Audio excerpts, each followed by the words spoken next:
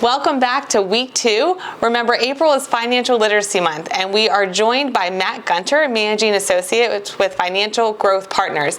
And today we're talking all about how to pay off debt. So thanks for joining us again. No problem.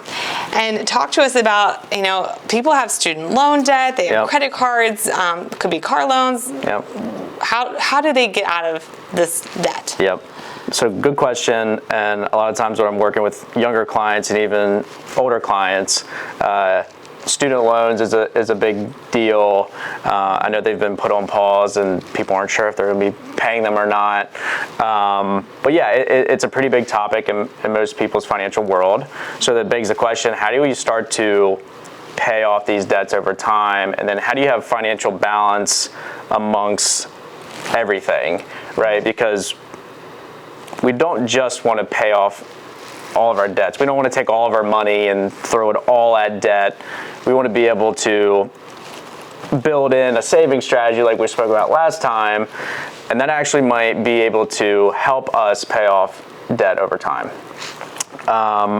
One of the best ways to get out of debt and to make sure you stay out of debt is to be liquid. Okay. Rule of thumb is to have anywhere from, at a minimum 3 to 6 months of bills and expenses. Because what we find is people end up getting on this treadmill of debt that they want to get off of, but they're not sure how. Mm-hmm. And so what ends up happening is it's pretty emotional. People hate debt. And a lot of times they'll take most of their money and they'll throw it on debt. Just to pay it down and get it away. But what that exposes them to is life. The car transmission fails, you need new tires, you want to go to Australia, you want to experience the world, life happens and you're going to need money. And if you don't have money in your checking account, where would they usually go to get that money? Credit cards. Cards. And I can say, as the past year with inflation, credit card debt in the United States has skyrocketed. Yep. And it's actually worse than before the pandemic. Yep. And savings accounts are lower than before the pandemic. So people are still spending at the rate they always have, but they're not changing their lifestyle for the current environment that we're in now. Right. So that's the thing, is no one has circled on a calendar, hey, I'm going to have a life event today. Sure. So the best way to stay out of credit card debt is by simply having funds on hand to be able to pay the unexpected life event. That way you're not exposing yourself to 22% interest plus whatever they're at the moment. And that way you can mitigate debts along the way. So that's basically how to start to get off of the debt treadmill. But then your question is more, how do we start to pay those off? So after we've built up a bucket of liquidity or our emergency fund, what we want to do is start to create what's called a sink fund. Almost like sinking the ship, but we're going to sink the debt. Okay. The best way to do this, what I have found, is to, after we have had our safe bucket of money, is now to allocate, as we save more, larger sums of money to pay down the debt aggressively. This does two things. One, it protects you from any life event that could happen. But then two, it allows you to pay off more principal at once, because if we just pay the minimums on credit cards, a lot of people feel like, hey, I'm not really getting anywhere. I feel like I'm just going here.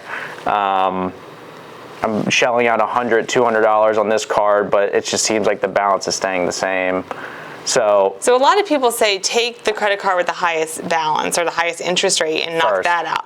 And I always thought, what if you take the lower ones and knock those out and then take the money you were paying off on that credit card that was lower and roll it into the next one. Then you pay that one off and you roll it into the third one. Right. Yeah, almost like snowballing the debt. Yes. That's a good idea. I think going back to in our first conversation, it was building a plan. Yes. Right? So any way that we can build actionable steps to get towards a goal, more than likely we'll see that goal through fruition, right? So just like in our previous video, saving money first, and then secondly, if we want to do a snowball strategy or a lump sum strategy, it's going to be different. Everyone's going to have their own way that they want to pay debt off. I've heard that strategy. It's a great strategy to be able to snowball it into the next one and get it away. But I think most importantly, having a liquid bucket of money and then being able to allocate future funds to be able to get the debt away over time is probably what's best. Any experience, anything that you've mentioned to clients that are trying to apply for a mortgage that may have too much debt?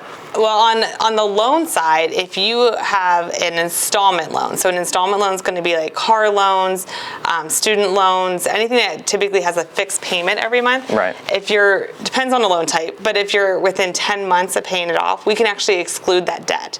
Okay. Now, student loans, they are kind of a whole different ballgame because it depends on the regulations for that loan type, whether we use 0.5%, 1%, because right now, like you said, there's no payment showing up on the credit report. Right.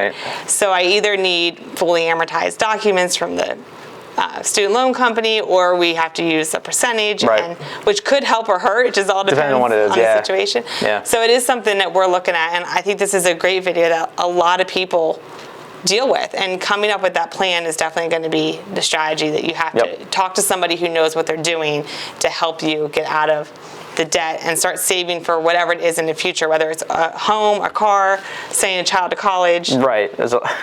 Your money's being demanded in multiple directions. Yeah. You having the choice of where it goes is truly what most people want. Yeah. So. Yeah, well, thank you for joining us again today. And as always, Matt's contact information is listed below. I'm Rebecca Foote from the Rebecca Foote Mortgage Team. Make sure you tune in next week for week 3 of Financial Literacy.